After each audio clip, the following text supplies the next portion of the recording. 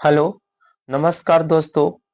आपका अपना YouTube channel target biology वाले में आप सभी को बहुत बहुत स्वागत है। और आज 14 नवंबर को आप सभी को चिल्ड्रन डे का हार्दिक स्वागत अभिनंदन है।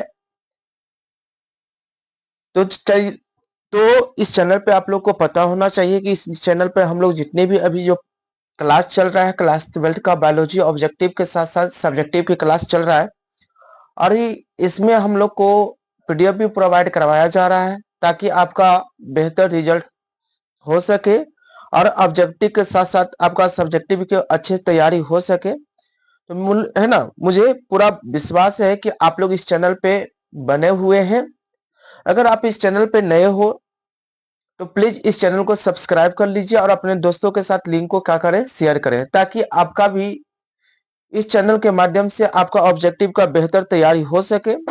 जैसे कि हम आप लोग को बता दें कि हम लोग पीछे के टॉपिक में पीछे के क्लास में चैप्टर नंबर 1 के हम लोग पूरी तरह से हम लोग क्लियर कर लिए थे। अगर आप लोग नहीं देखे हैं तो प्लीज जाकर पीछे की जो वीडियो पड़ा हुआ है आप उसको जाकर क्या कर लीजिए, आसानी से देख लीजिए, ताकि आपका भी बेहतर तैयारी हो सके। जैसे हम आप लोग को आज जो बताएंगे क्लास 12 का बायोलॉजी जो चैप्टर नंबर 2 से हम लोग चैप्टर नंबर 2 की बात करेंगे। सिर्फ इसमें हम लोग हर एक चैप्टर वाइज चैप्टर में हम लोग लगभग मेरा कोशिश है कि 100 प्लस से ऑब्जेक्टिव आपको साथ करवाया जाए और साथ साथ सब्जेक्टिव भी कराया जाए। अगर किन्हीं को पीडीएफ भी अगर परचेस करना चाहते हैं, लेना चाहते हैं, तो इस प्लेटफॉर्म से आपको पीडीएफ भी प्रोवाइड करवाया जाएगा। जो आपको लास्ट में एक नंबर दिया जाएगा उस पर आप व्हाट्सएप से मैसेज करके आप वहां से पीडीएफ को प्राप्त कर सकते हैं, है ना। जो दूसरा चैप्टर में हम लोग को पढ़ना ही है पुष्पी पादप में यानी लैंगिक जनन यानी sexual reproduction in flowering plants के बारे में हम लोग पढ़ना है। तो चलिए हम लोग वीडियो को स्टार्ट करते हैं। स्टार्ट है ना, स्टार्ट करने से पहले बस आप लोग से एक छोटा सा रिक्वेस्ट है कि लाइक शेयर कमेंट जरूर करें और अगर नए हो तो प्लीज इस चैनल को सब्सक्राइब करना ना भूलें। चलिए क्वेश्चन नंबर हम लोग थर्ड से चल रहा है। क्वेश्चन बाय मिस्टेक 2 क्वेश्चन का किया है, गैपिंग नंबर सिस्टम में कोई दिक्कत हो गया। तो चलिए हम लोग क्वेश्चन नंबर 3 से बात करते हैं, है ना। ये कह रहा है कि किसी मूल कोशिका में गुणसूत्रों की संख्या होती है, यानी गुणसूत्रों की संख्या कितनी होती है। चलिए गुणसूत्रों की संख्या कितनी होती है, तो वो 7 होती है। कितनी होती है? 7। चलिए इसका राइट आंसर होगा क्या होगा, यानी आपका होगा ए होगा। चलिए क्या होगा, यानी सी 7। चलिए हम लोग क्वेश्चन नंबर 4 की बात कर ले। फोर्थ में हमारा क्वेश्चन जो बोल रहा है ध्यान दीजिएगा कि मक्का में, किस में कह रहा है हमारा, मक्का में, यानी मक्का में, है ना, प्रोटीन युक्त इंडोस्पर्म को कहते हैं। इंडोस्पर्म का मतलब ही होता है, क्या होता है, भ्रूण पोष होता है। क्या होता है? भ्रूण पोष होता है ना, भ्रूण पोष होता है। इंडोस्पर्म का मतलब होता है भ्रूण पोष। तो इसलिए इसका जो राइट आंसर वो कह रहा है, इसका क्या होगा, यानी इसका राइट आंसर होगा आपका डी। क्या हो जाएगा? डी। ध्यान दीजिएगा, यानी सेलुलोज भित्ति का बना होता है। चलिए क्वेश्चन नंबर हम लोग 5 की बात कर ले। कर रहा है 5 में, ध्यान दीजिएगा 5 हमारा क्वेश्चन कर रहा है कि एक अर्धसूत्री कोशिका विभाजन को कितने नर युग्मक बनते हैं। तो कितने नर युग्मक बनते हैं, तो वो क्या बनते हैं, 4 नर युग्मक बनते हैं, यानी 5 का आंसर होगा ए। चलिए क्वेश्चन नंबर हमारा बोल रहा है कि एमएमसी में गुणसूत्रों को, इसके इंडोस्पर्म गुणसूत्रों की संख्या कितनी होती है, तो वो कितने होते हैं, 36 होते हैं। कितने होते हैं? 36 होते हैं। यानी एकदम ध्यान से बने रहिएगा इस वीडियो पर, क्योंकि इस वीडियो में जितने भी टॉपिक बताया जाएगा सभी आपको एग्जाम की दृष्टि से बहुत बहुत क्या होगा, महत्वपूर्ण होगा।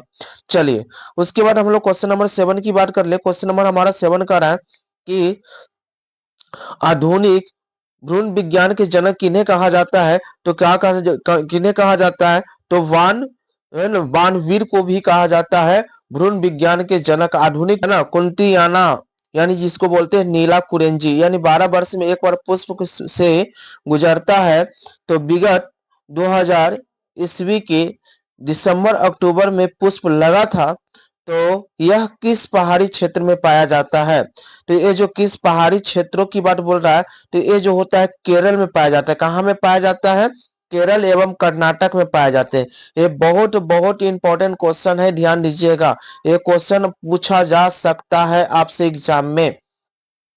क्वेश्चन नंबर हम लोग 9th की बात करें तो 9th में हमारा बोल रहा है, ध्यान दीजिएगा, 9th में हमारा क्वेश्चन बोल रहा है, कह रहा है कि इंडोस्पर्म किससे क्या कर रहा है कि इंडोस्पर्म द्वारा किसे पोषण दिया जाता है? तो वो किसे पोषण दिया जाता है? यानी भ्रूण को दिया जाता है। जब पुष्प में क्या होता है, ध्यान दीजिएगा, ये पुष्प में दोहरा निषेचन का क्रिया होता है। कौन सा निषेचन का क्रिया होता है? दोहरा निषेचन का क्रिया होता है। तब जाकर क्या करता है, ये भ्रूण पोष के क्या करता है, ऊर्जा एवं पोषक पदार्थ प्रदान करता है। चलिए क्वेश्चन नंबर हम लोग 10 की बात करेंगे। क्वेश्चन नंबर हमारा 10 का है, ध्यान दीजिएगा, कह रहा है कि अनवृत्ति निषेचन होता है वो कहाँ होता है? निषेचन का क्रिया कहाँ होता है? तो वो भ्रूण पोष में होता है। कहाँ होता है? इसका राइट आंसर होगा बी, भ्रूण पोष। चलिए क्वेश्चन नंबर हम लोग 11 की बात करेंगे। 11 में हमारा क्वेश्चन कह रहा है, ध्यान दीजिएगा, निषेचन के बाद बीज के आवरण किससे बने होते हैं? तो जो है ना, यानी इंटोगुमनेट के बने होते हैं। किसका बने होते हैं? इंटेगुमनेट के बने होते हैं। ध्यान दीजिएगा, किसके बने होते हैं? इंटेगुमनेट के बने होते हैं। चलिए, क्योंकि इंटेगुमनेट कहाँ बने होते हैं, क्योंकि आप लोग को पिक्चर पता होना चाहिए। यानी इस प्रकार से क्या होते हैं, बीजांड होते हैं। क्या होते हैं? इस प्रकार के क्या होते हैं, बीजांड होते हैं। ठीक है, इस प्रकार के क्या होते हैं, बीजांड होते हैं। ये आपका क्या हो गया, भ्रूण पोष हो गया। और इस भाग को हम लोग क्या कहते हैं, इंटेगुमनेट कहते हैं। और इस भाग को हम लोग चलजा कहते हैं। ठीक है, चलिए क्वेश्चन नंबर हमारा 11 क्लियर हो गया। क्वेश्चन नंबर हम लोग 12 की बात कर ले। क्वेश्चन नंबर हमारा 12 कह रहा है, ध्यान दीजिएगा, कि निम्नलिखित में कह रहा है क्वेश्चन, निम्नलिखित में कौन निषेचन के लिए आवश्यक है? तो वो क्या है, ओवली है। क्या है? ओवली। ओवली जो होता है निषेचन के लिए आवश्यक होते हैं। चलिए क्वेश्चन नंबर हम लोग 13 की बात कर लेते हैं। कह रहा है 13 में हमारा, ध्यान दीजिएगा, क्वेश्चन नंबर 13 बोल रहा है,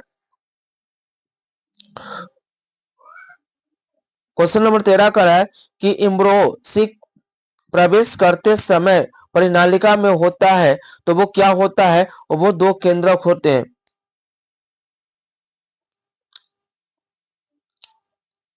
क्या होते हैं इसमें? जो होते हैं, आंसर इसका होगा, ध्यान दीजिएगा, यानी क्या इसमें होते हैं, दो नर युग्मक बनते हैं। इनका राइट आंसर होगा, यानी आपका ए होगा, दो नर युग्मक। क्वेश्चन नंबर 14 की बात कर ले। क्वेश्चन नंबर हमारा 14 कह रहा है कि दोहरा, यानी दोहरा निषेचन का संयोजन क्या है?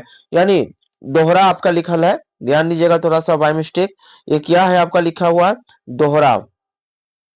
दोहरा निषेचन का संयोजन किया है, तो इसका आंसर जो होगा, एक नर युग्मक का अंडे के साथ साथ दूसरे युग्मक के द्वितीय केंद्रक के साथ क्या करना, निषेचन करना।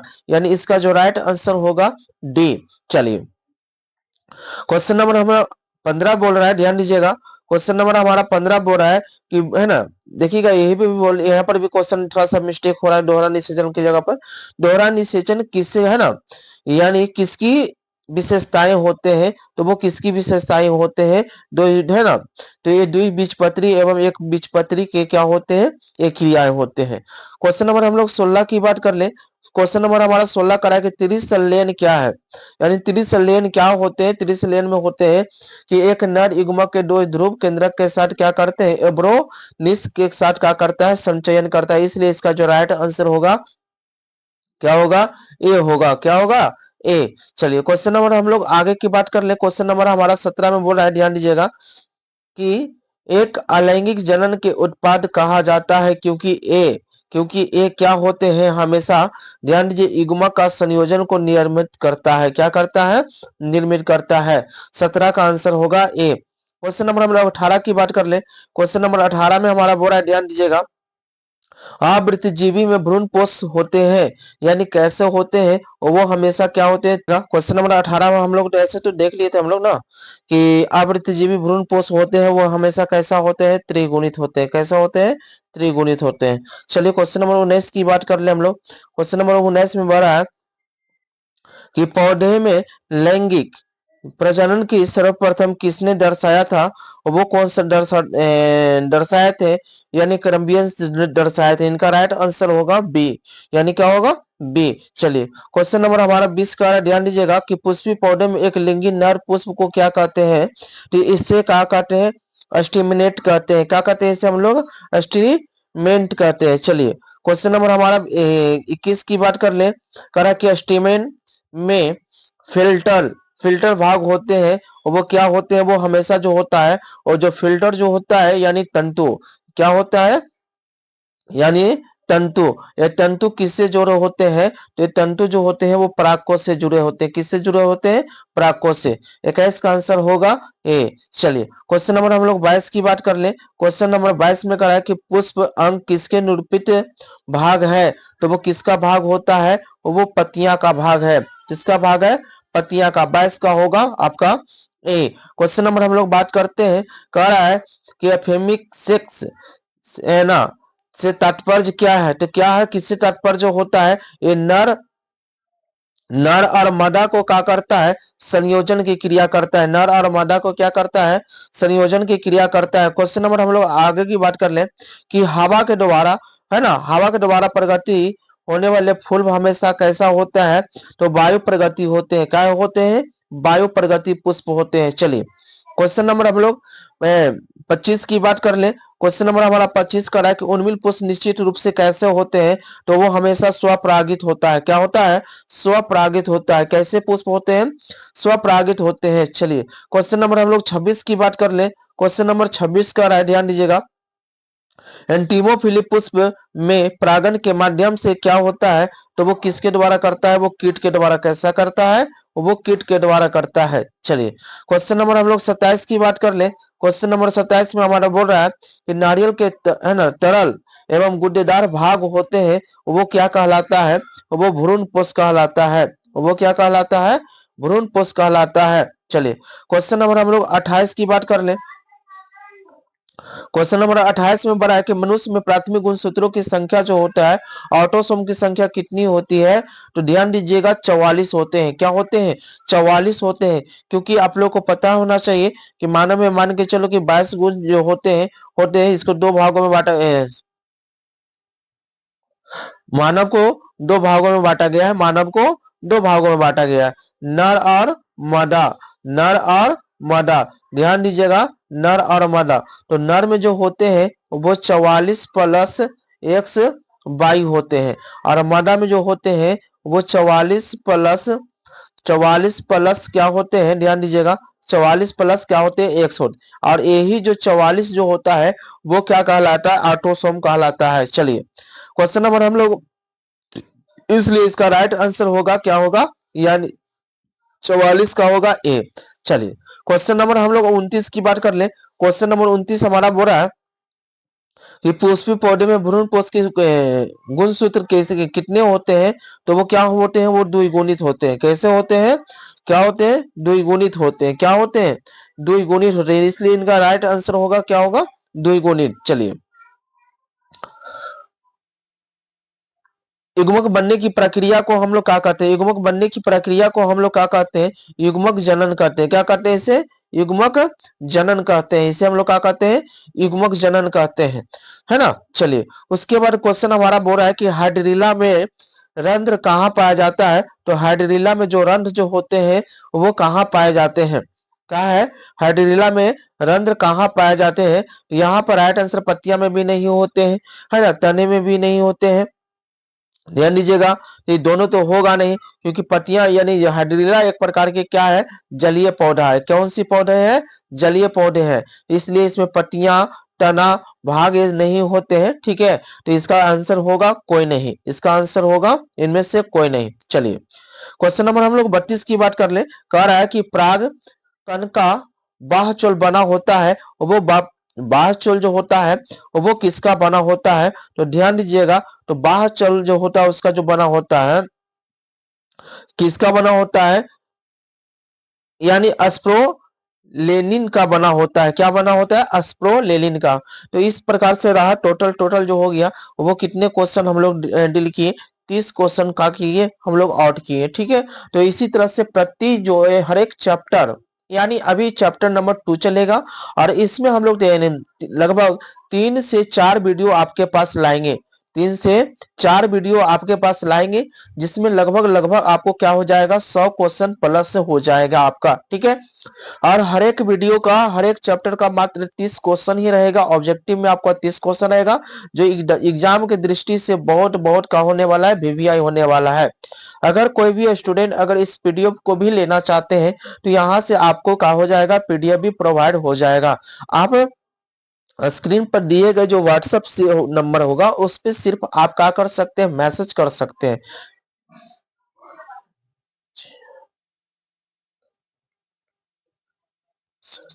देखिए आपका जो स्क्रीन पर जो नंबर दिखाई दे रहा है उस पर सिर्फ आप क्या कर सकते हैं, एसएमएस कर सकते हैं और इससे आप क्या कर सकते हैं, पीडीएफ को प्रोवाइड लेकर यानी परचेस कर सकते हैं। तो चलिए फिर से हम लोग नेक्स्ट वीडियो में मिलेंगे, इसी चैप्टर से पार्ट नंबर 2 लेकर चलेंगे, क्वेश्चन नंबर आगे बढ़ाकर।